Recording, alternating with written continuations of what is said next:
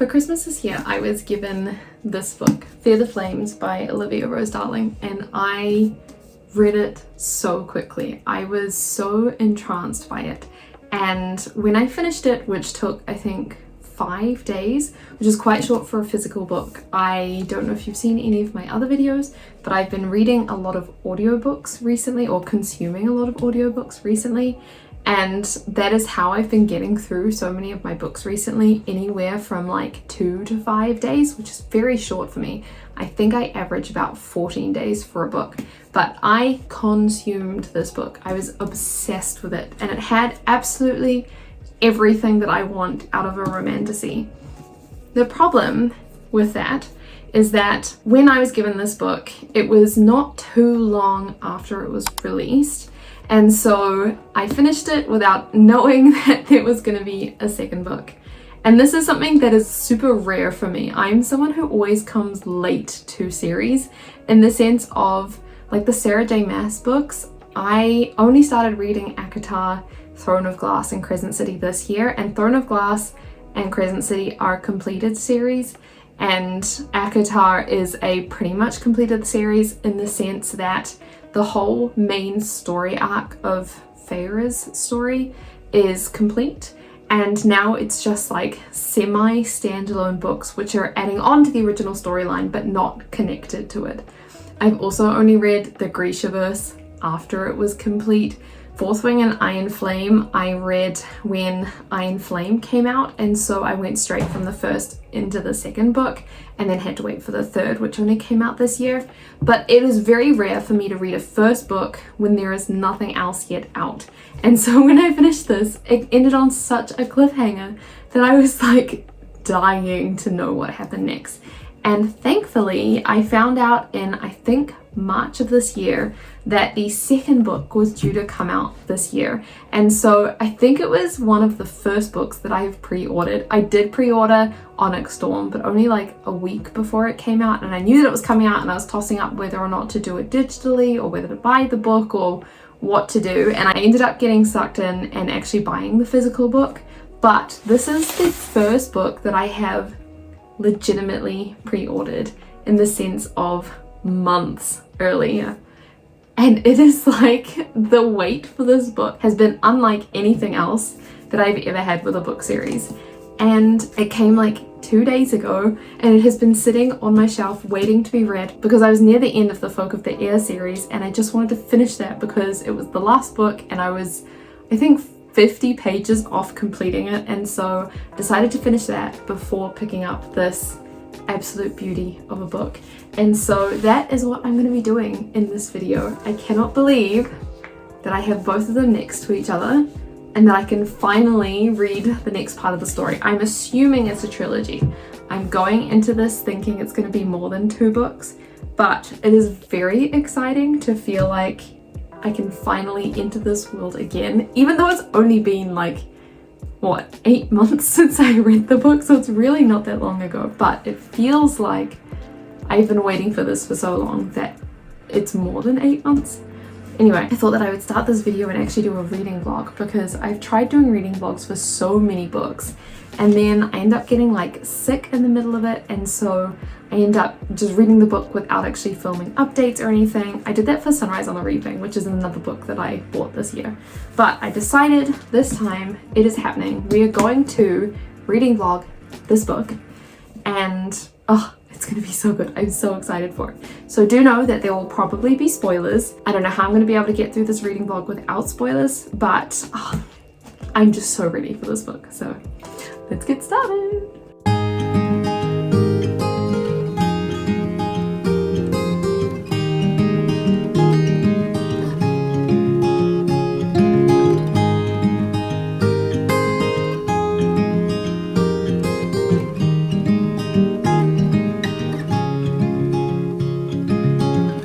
Another rainy afternoon, I don't know what I'm to do. I just miss you more than anything.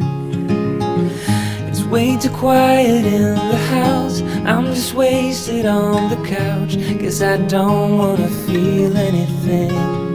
Wish you'd stay, stayed here supposed to be. Wish you'd stay. Morning. It is the next day and I've just been sat here reading a bit more of my book. I had a coffee and I woke up in a place that I wasn't able to just get straight into work, which is what I have been doing for the last little while. And so I decided that I would read a little bit and that hopefully that would help wake me up a little bit. It's also been really nice reading weather. It's currently a thunderstorm, which most people I know do not like, but for me this is like my ideal weather. So it's been a very nice morning. I think I'm far enough into this book now, I'm at 40 pages, to be able to start talking about like what's been happening. And I do have to say I read like 2 or 3 pages and then had to go and look up a recap post about what happened in the previous book, because normally, like when I'm reading books one after the other, I really get slightly irritated at the comments that authors put in that remind you of what happened in the last book, because if you're reading it one after the other, it's still fresh in your mind. But I've always understood that that's not how books are written. Books are not written and released all at one time, and so in general I'm sure that those comments help. And so I kind of just like, I never include that in a critique unless it's overbearing recap. The problem so far is that there hasn't really been much recap in this book, and so I know it was only 3 pages in, but it was such a lack of context that I kind of had to go and look up the recap. And then I remembered everything that happened, especially how it ended, because I'd remembered the events of the ending slightly different to what actually happened, and so I just needed a little bit of context. Now that I have the context, it's absolutely fine. And we enter this story the morning after Caden and Alwyn have become engaged. And this is when they've overthrown the previous rulers and got engaged in the process. And then they fought the armies of the previous rulers. And then she flew with her dragons, and it kind of like legitimated her role as the dragon queen. And then the book theoretically ended and we've started the next morning, which it kind of seems like a lot has happened overnight, but we're ignoring that fact. We do open with them in a fight because she believes that he was using her to become king because of the betrothal clause, but he's very much in love with her. And so the first couple of chapters are kind of him giving her the space that she wants, but her fighting with the fact that she doesn't really want the space. It's more that she just feels betrayed, especially considering that her uncle betrayed her and then revealed that he actually could never fully love her because it was, in his mind, her fault that his wife died.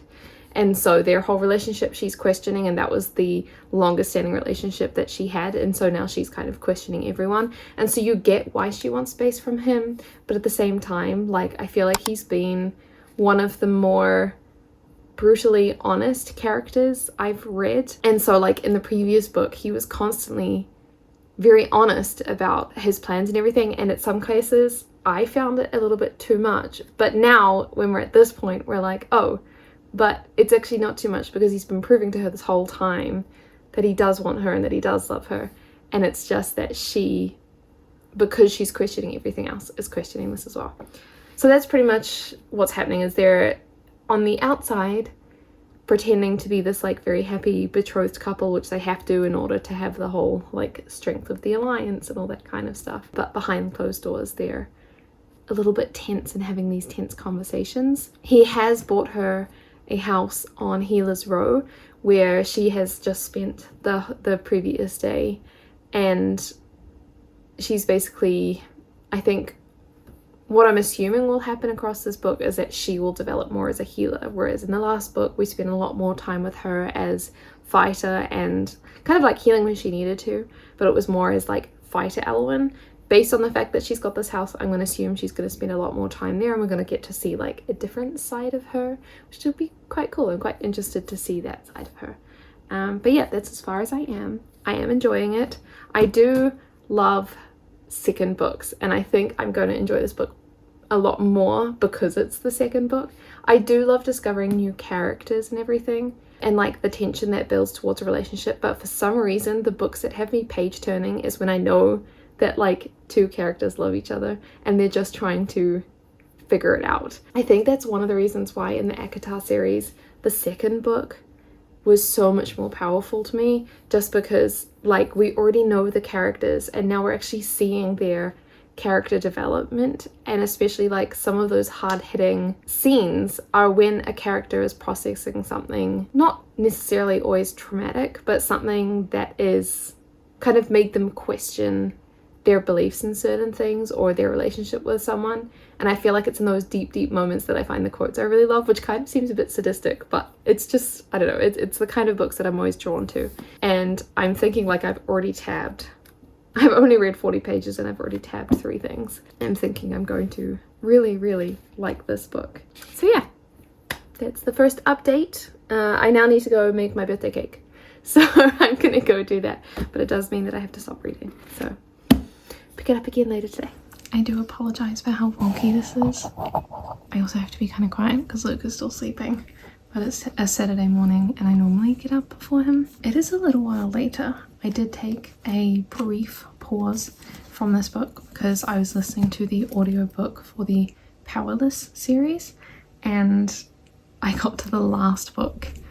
Basically the first book and the last book, I was so compelled by the last like 100 pages that I just couldn't stop thinking about it. And when I did pick up this book, because they were both fantasy, I was finding that the details were merging.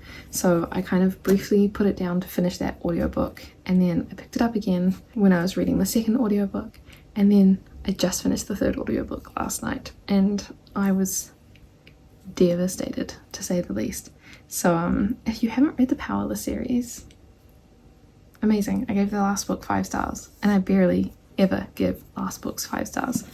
Anyway, we are back to Wrath of the Dragons, and not too much has happened, if I'm going to be honest. I just thought I'd give a brief update because I'm trying to update as I go. Alwyn and Caden are pretty much just being king and queen at the moment. They're preparing for war, so nothing has outright happened, except for the fact that she's kind of been having to deal with her past.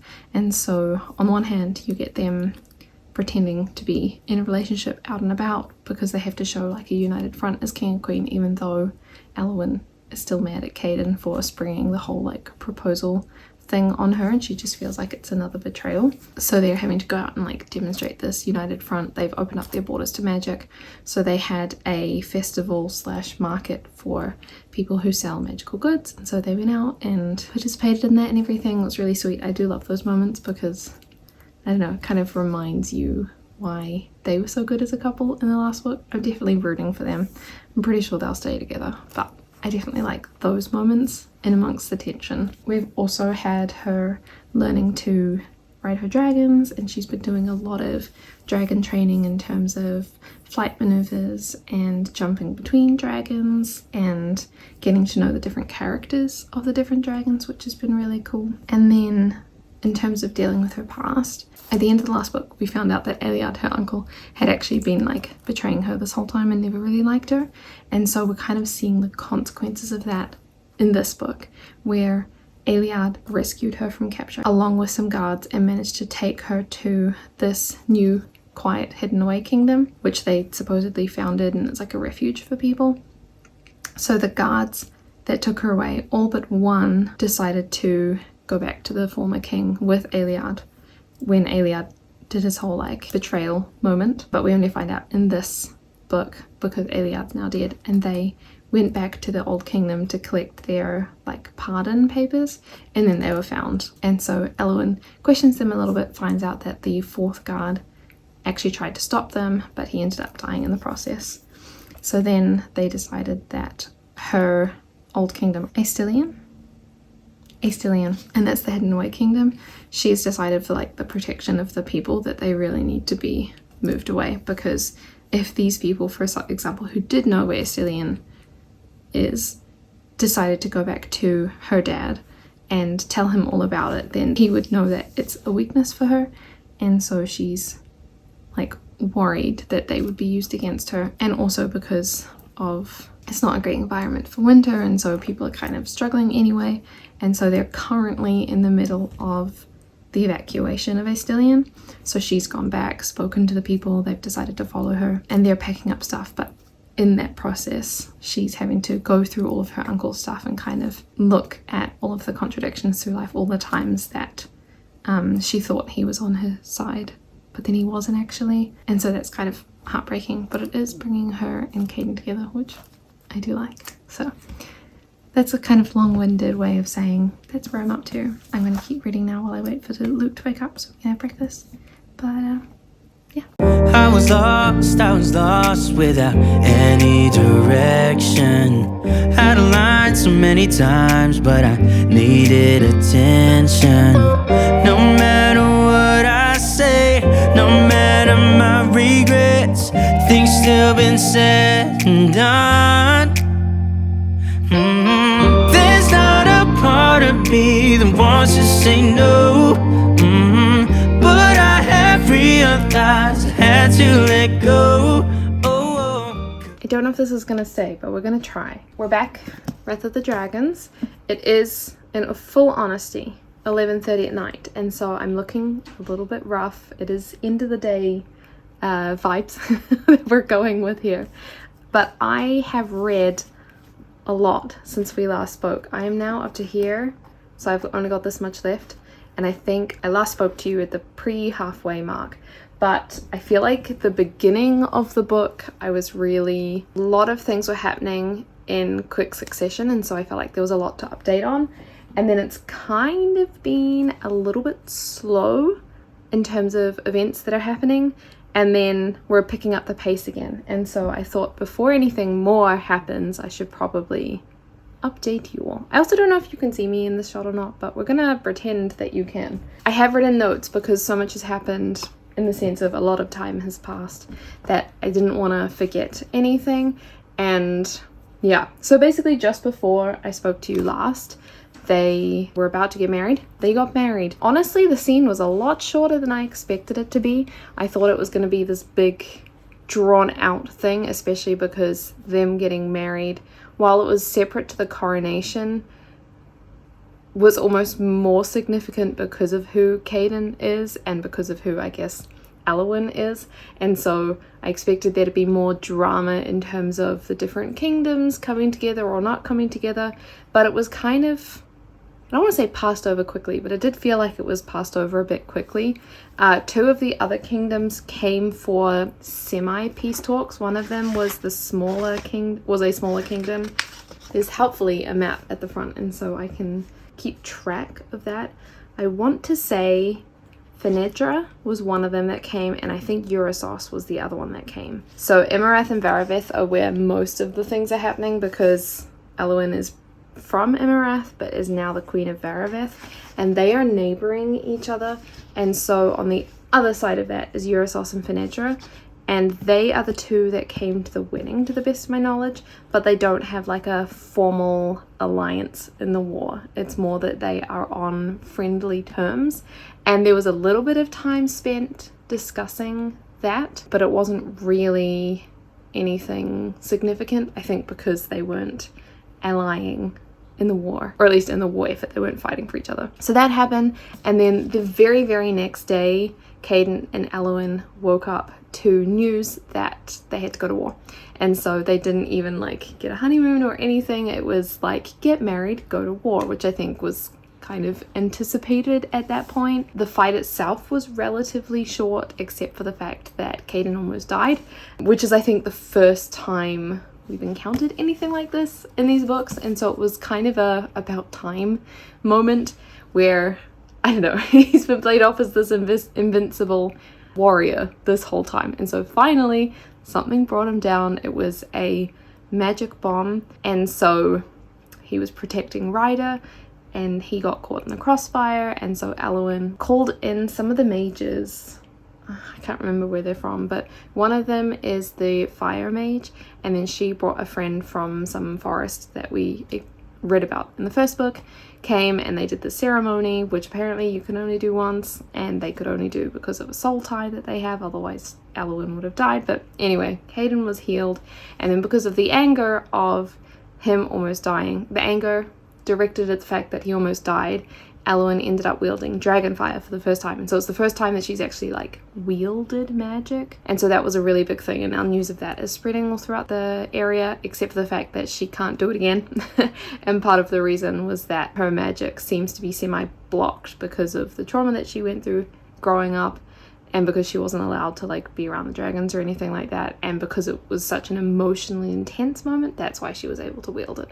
So theoretically, as we go throughout the book, as she becomes more in tune with magic and has to learn it as an adult rather than as a child, we'll see that again, hopefully. And then from that war, after Caden was healed, they traveled to Gallican, and they had to go by boat because it was too far to go by portal, and so they were at sea for like a week, and I have to say it was kind of average. For some reason, Caden and Alwyn weren't on the same page post the fight, and they didn't really explain why. They were kind of just at odds with each other for the whole boat ride, and then on the final, like at the end of the boat ride, it somehow concluded with them finally announcing that they loved each other to each other, which was supposed to be a big deal, I guess, but it felt like they were mad at each other for a completely different reason from the way that their thought processes were going, and so it was kind of a weird resolution. Plus, I feel like at this point, if they're married, I kind of forgot that they hadn't told each other that they loved each other, and so I wasn't really expecting that to be the big crescendo at the end of the boat ride, so it was fine. It just wasn't exactly what I was expecting to happen based on the reasonings that they were having in their mind, or like the internal processing of why they were angry at the other person. I honestly thought it was going to be because Alwyn, when she did the like magic ritual thing and ended up wielding dragon fire, the whole reason she was able to was because she felt like this pent up magic in her that happened during the ritual, and it had to come out, and it ended up being like released through her emotions in dragon fire. And the similar thing was described for Caden, where because of the magic ritual, there was this like buildup of magic, but there was no release. And so I thought that the boat ride was going to be like him discovering he has magic and like, I don't know, tearing the boat in half by accident.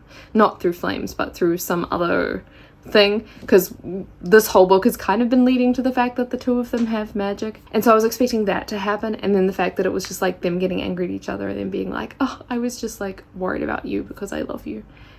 I felt like it could have been maybe a better moment could have happened, but I don't know, maybe I'm just being critical. Anyway, they got to Gallican, and Gallican is an island, and for a bit of context, Gallican and Thurwin are the two other, I think it's the only two other kingdoms beside Astilion, which is the kingdom that Alwyn founded, I guess you could say. So they went to Gallican, and Gallican and Thurwin are at war and have been at war for a long time because the Queen of Gallican is originally part of 3 sisters, and supposedly the King of Thurwin killed one of her sisters, but it's more that she went missing and no one's ever been able to verify what happened, but they're assuming she's dead because she's been gone for like, I don't know, 30 years or something. And so they've been at war for the longest time because of that incident.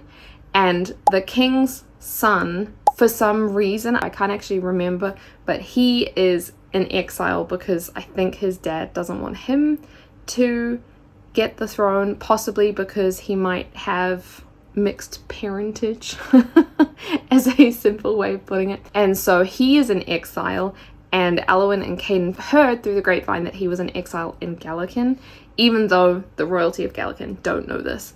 And so he was off in some like random small town, so they decided to stop there first so that they could try and find him. Ended up finding the Lost Prince of Thurwin, ironically so much easier than it was made out to be, because they literally turned up to one bar, asked around, heard where he was, went to that bar and found him.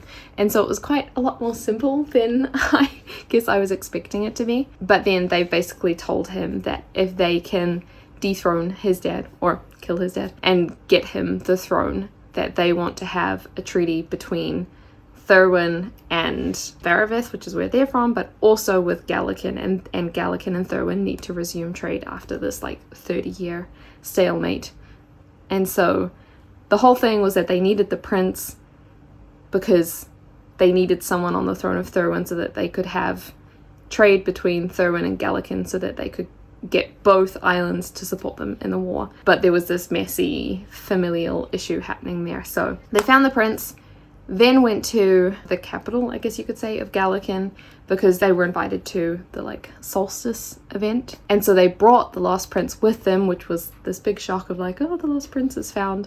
And then they were negotiating peace treaties, which obviously didn't go well because Gallican and Thurwin are not friends. But then I think because the Lost Prince was in exile, he was kind of able to be like, yeah, I don't like my dad either, so he can die, I'll take over, and then we can be friends. Peace treaties were tense, but actually pretty good. I really enjoyed them. And then a few things have happened since then. So Alwyn has met the wise woman, mage, that gifted her the dragons. And there was a prophecy that happened at that, which is the prophecy is the reason that her dad then ended up imprisoning her, because the prophecy was that she'd like overthrow him and all that. That all happened in the first book. We met the person who gave that prophecy, and she ended up giving another one, but I'm thinking it's about Caden. The only thing is it was kind of brushed over and happened very quickly, and I think it's going to be something that revisits later because she didn't know what it meant, nobody in the room knew what it meant, and they kind of had to go somewhere. So it was this very quick interaction. Alwyn and Caden also ended up finding the temples for the two deities that had supposedly blessed them. One of them is the reason, I think, that Alwyn has fire, and the other one I think is the god of death, potentially. I think that's why I really need to remember this. Maybe I can. There's a list at the front of the book, so I can look it up. There we go. The goddess of flames, life and stars is the one that has blessed Alwyn, and then the god of water, death, and the moon is the one that's blessed Caden. And that's one of the reasons that they think the like prophets and all that think that they're linked, is because these are the two gods of the night, something like that. Anyway, they ended up finding the temples for these two gods, turned up there, crazy stuff happened with like, I don't know, flames suddenly coming on, and then as soon as they read some of the inscriptions, this like starlight appeared and all this kind of stuff, and I think it was more a confirmation that the both of them have magic. But then again, like, you thought that the scene was going to happen, and then it just like ended, and we open up to the next chapter of the ball. And so I just feel like there's too much happening in this book in quick succession without full explanation. So I don't know, maybe it's I'm really enjoying it, and the vibes are great, and like the discussion between the characters is great, and I love the relationships, but it's just like the speed at which everything is happening is so quick, and I'm really someone who likes digging deep into a narrative. And so yeah, anyway, they found the temples. They then turned up to the solstice ball. They were there for a very, very, very short time before they got news that Thurwin had attacked. So Thurwin is the other island. They have the Lost Prince of Thurwin. Currently he's not on the throne, and so his dad and Gallican are at war. Thurwin is more aligned with Imarath, where Alwyn is originally from. She's at war with her dad, and so that's why she wants to dethrone the king so that they can then get Thurwin on their side.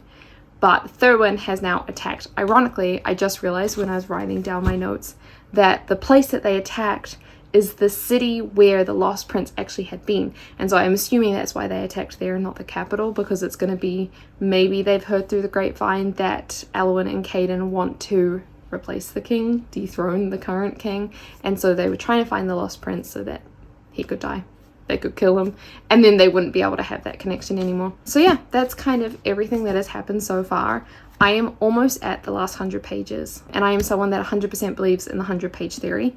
And so I've kind of been trying to hold off until I can just do it in one go, but I don't think that's going to happen. I think I'm going to read a few chapters tonight, unfortunately, and then have to leave the rest of it for tomorrow, because there's no way that I have the time to finish this tonight. The one problem there's one thing that I always hate doing is when I try and find the last 100 pages, I normally try to do this earlier so that I can keep a mental note of it, but when I try and find the last 100 pages, you obviously have to flick to the back of the book.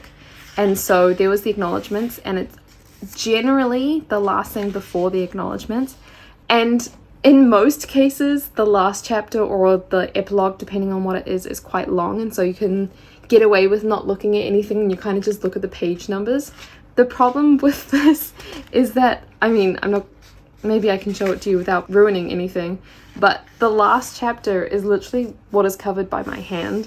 It's really, really short, and from previous experience of books, it only ever ends like this when it's a cliffhanger and it's something that is going to make you extremely unhappy, like someone has been captured or somebody has died, and it's like the last thing that happens before the book ends to try and get you excited about the next book. I'm assuming this is going to be a trilogy. I don't think it's going to be a duology, just based on the fact that we are this far from the end and supposedly a war is still going to happen.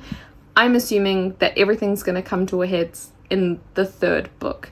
I don't see how this could be a fourth book series. I think it's going to be a trilogy. And now I'm so mad that I've seen how short the last chapter is, because now I feel like something's going to happen that I'm not going to be happy with. It's the same thing as what happened in the Jennifer Armentrout,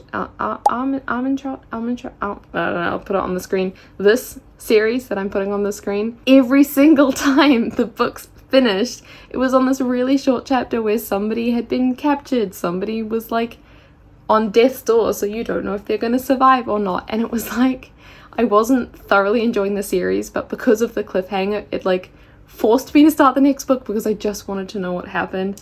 And then once you've started it, you might as well commit to it. So it was just one of those things. I am enjoying this series a lot more, and so I'm not too mad about that, because I know I'm definitely going to want to read the third book. It's just like, this is the very reason that I hate reading books when they come out rather than reading completed series, because I'm gonna want to know what happens next, and I'm not gonna know for the next like year and a half or something. I don't know how long it takes for her to write, or if she's even got a book contract for the third book. I assume so, but you never know with these things. And so yeah, I'm kind of frustrated that I saw that, but just gonna have to deal with it. That is the whole thing with reading books as they come out. But yes, I'm gonna leave you there for tonight. I'm going to read a little bit more. I'm going to take a melatonin so that hopefully I can fall asleep tonight, and I'm just going to read until the melatonin kicks in, and then I guess I will catch up with you closer to the time. Maybe I'll start like actually recording myself in the last 50 pages, because I don't know how many time lapses I've done, but I don't know if this is like boring for you guys or whatever, so I'm just giving you updates as I go.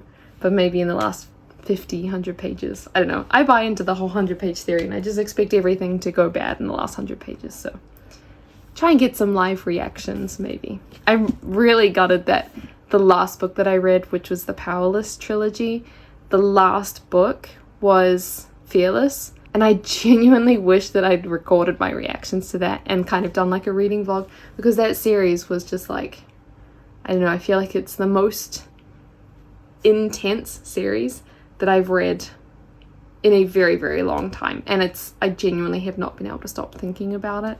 And I feel like with those kind of series, they're so good to do reading vlogs for, because you're really enjoying every second of it, and so much of it is shocking, rather than with this where like, I don't know, I'm really enjoying it, but a lot is happening and I don't feel like I need to update on every little thing, because it's kind of, I don't know, happening, if that makes sense. Anyway, I'm going to stop rambling, but yes, I'll see you very soon when I've read a little bit more. At the 100-page mark.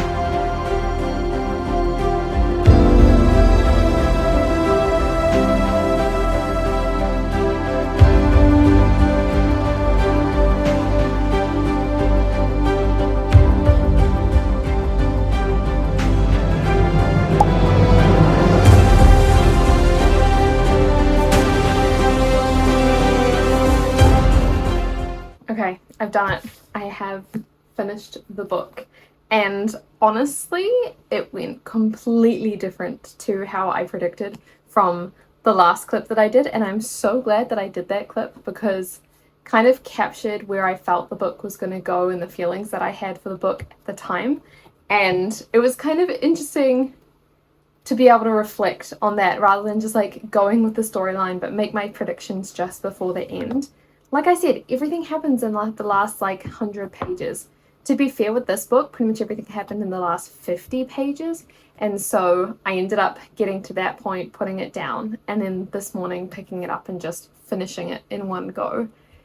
Pretty much the war that I didn't think was going to happen did happen. It was just like really short, and I think that's kind of potentially the point of the book, is that she is Elwyn, this queen that has been wronged by her father this whole time, and when it comes down to it, he really just was a fallible human who was able to be killed very quickly. I will overlay the video of me reading the section where she kills her dad, because like this book isn't graphic really. I mean, there's wars, there's fighting, there's blood, there's gore, that kind of thing. But the way that she killed her father was totally unexpected based on how the last two books had gone, and it was just a little bit gruesome compared to everything else, which is fine. It was just fully unexpected. Basically, they were on their way back from Gallican, and they knew that they were going to go straight into war. I thought the book was going to end with them like landing back on land, getting their troops together and heading off to war or something. But that is not what happened. Instead, I can't remember where the last clip ended, but if it ended with me saying that the winter solstice was about to happen and then Thurwin invaded, we had that battle. It was pretty quick. Nobody really got hurt or anything, but Caden found out through interrogation that there was a blockade at the ocean as they were going to be leaving, and so they planned for the blockade. It was Thurwin ships, and so they had the lost prince of Thurwin on board. Turns out he's an illusionist, and so they were able to create an illusion of smoke or fog or whatever. I think it was fog. Create an illusion of fog and mist so that the boats could basically get as close as possible, release the illusion, and just like cannon bomb the Thurwin ships so that they were caught off guard. They ended up doing that and then pretty much getting through the blockade pretty easily. They lost, I think, a few ships, but they didn't really say how many. They just said it was a few ships. And then Elwyn wielded Starlight, which was a new thing. And then Caden also like spoke to the Kraken for some reason. A very short mention. Like I said, everything's being passed over very quickly in this book. And so that was kind of like a quick, oh, he spoke to a Kraken. The Kraken destroyed a bunch of the Thurwin ships in order to protect him. Weird thing. They ended up getting back onto the ships, getting to land, and then heading off to war. So that all happened very quickly. They headed off to war, and you kind of had this typical scene of them heading off to war, feeling like it was going to happen pretty quickly, nothing too eventful, everyone has survived so far, and that's kind of where everything went wrong. So the beginning of the battle was super easy. Caden was going through killing lots of people. Elwyn was on the dragons tearing down the castle. Her dad and his new wife, and then the king and queen of Thurwin ended up escaping the castle because it was crumbling, and Elwyn stopped them on the way, got one of her dragons to take the king and queen of Thurwin and her dad's new wife to captivity on their side without hurting them and everything, and then she kills her father very quickly. Pretty simple, I have to say. It was a lot quicker than I expected it to be. We didn't really get this whole drawn out scene, which I guess is kind of what most people critique with most situations like this, where it's like, why are you talking so much? It like could be one and done, and then nothing can happen, nothing bad can happen, like they get away or they trick you or whatever. So it was pretty quick, it was pretty one and done. Killed her dad, but then as she was leaving, the mage that almost killed Caden previously in the book ended up striking Soren, her dragon, one of her dragons, and he almost dies, and in an attempt to save him, Elwyn goes into his mind, builds like this fortification with magic and everything, comes out and realizes that in the process of doing that, she herself has been shot. Her and Soren fall from the sky, And then she's kind of like lying there dying, and Caden for some reason sees this and is close enough to be able to run and find her, and tragically she dies, which was totally not expected. Or it was going to be one of those like moments where, oh, they died, but actually they resurrected within 2 minutes kind of thing. No, she died. She's like dead. And so Caden, super mad, goes and finds the mage that did this, kills the mage again very quickly, but ironically he does it while wielding magic. So it turns out that he does have magic, and he's wielding shadow magic, which was a little bit stereotypical, I do have to say.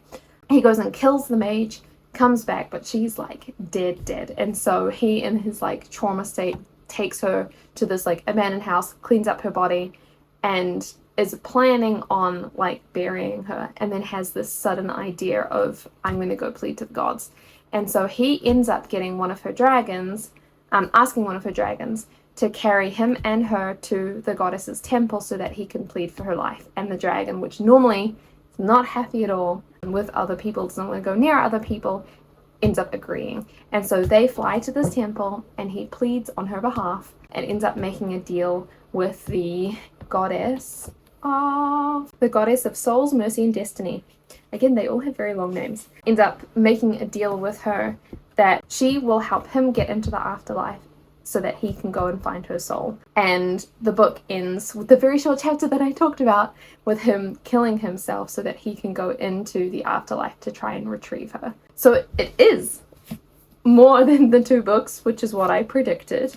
It's actually 4 books. I went and looked it up afterwards, and there are going to be 4 books in the series, and so I'm curious what's going to happen. From what I'm assuming, the next book is going to be him saving Elwyn, they get back, and then something else, because I assume the whole book isn't just going to be him in the afterlife, because then we're not going to get any of the other side characters. I'm assuming this is going to be, if not the first half of the book, a very, very short, like few chapters at the beginning of the book, but then the rest of the book is going to be him fulfilling his bargain to the goddess, because in order for him to do this, he has to do something for the goddess. So I'm assuming that's what the 3rd book's going to be. 4th book, I have no idea. But it was actually a really nice surprise with the book ending different to how I expected it. I didn't know, based on the pace of this book, how the 3rd book was going to be, like, the whole war. Yeah, I also really wanted more of the Prince of Thurwin and the Crown Prince of Gallican, Zale and Zarius, because, I don't know, I felt like we got like taste testers of them, but we didn't actually really get to know them because they were only in the last like quarter of the book. So I really hope that they come up again in the 3rd book. I assume they will, because I don't think it's going to be the afterlife the whole time. But yeah, I had a great time with this book. I think my rating, which I will say very shortly, is possibly affected by the fact that I have read some like brain altering books in the last like 6 months. I read all of the Sarah J Maas books in pretty quick succession, from like Crescent City and ACOTAR. I'm currently in the middle of Throne of Glass. I also read the Powerless trilogy, which is like stuck in my brain and I'm still not recovered from. And so I feel like with those books that have been really, really, really hard hitting, really well written, I've loved the prose and everything, I think that has ended up affecting my rating of this book, because like the vibes were all here. It was amazing. And I do love a MMC that falls first. I think that's one of my favorite tropes in romantasy. And then it's kind of him showing his devotion to her and him coming over his fear of love. I really, really love that in a romantasy book. It was just a little bit too repetitive for me. I think every second page or something, it was them complaining about their past or thinking about their past and how they've overcome. And I get that it's a really big deal to both of them, but it was almost too much. Like, I got the point. That was a little bit too much. I did love their relationship, except for the fight that they had on the boat. That section I just really didn't love. And I guess just overall, it felt like the whole book was a little bit rushed. Like there was too much happening, and so we were brushing over details. And I'm just somebody who loves details. I love getting into a scene, whereas there are some times where something would happen and I'd almost miss it because I wasn't skimming. I'm not a skim reader, but I felt like I got to the end of the scene and I'm like, hang on, wait, why does she have an arrow protruding out of her side? And then you realize that she got shot in like a few words and then they just moved on to something else. And so I feel like that was my one big qualm with this book. But in terms of the vibes, I loved it. I was all in it. I loved the politics. I feel like it's one of those series that has the most kingdoms that you're actually like getting around. That was really cool. But just in terms of, I don't know, I think just in terms of the way that I'm comparing it to other books that I have been reading recently, it just wasn't the like X Factor, couldn't put it down, brain chemistry altered kind of book. So I did give it a 3.5 stars. That is still a really good rating for me. Anything above 3 I would highly recommend to anyone else. Anything below 3 I'm never going to read again. But this is the kind of series that like I want to know what's going to happen. I am invested in this. It's so much like, I don't know, I feel like I'm invested in their relationship. I'm invested in them surviving. I'm invested actually in figuring out the ruling of the kingdoms in the next section, because I feel like we've been introduced to all of these like crown princes, relationships. Elwyn and Caden have like been coronated but then not really spent time in their kingdom. So it's stuff like that that I'm really excited. So I'm really excited to see where this goes. And I'm glad I recorded this video because by the time that the next book comes out, it's going to be much longer between reading the second and third book than it was between reading the first and second book. So I'm hoping that I can rewatch this video myself and be reminded of the plot. And then move on to the next one. But yes, that is Wrath of the Dragons. Thanks for coming along on this reading vlog. I hope that you liked it. And I am very curious to hear what your thoughts are on the book, how you found it, if you had the same problems, or if you were totally fine with that. I don't know. I'm really curious. But yes, thank you for watching, and I will see you with another video very soon. Bye!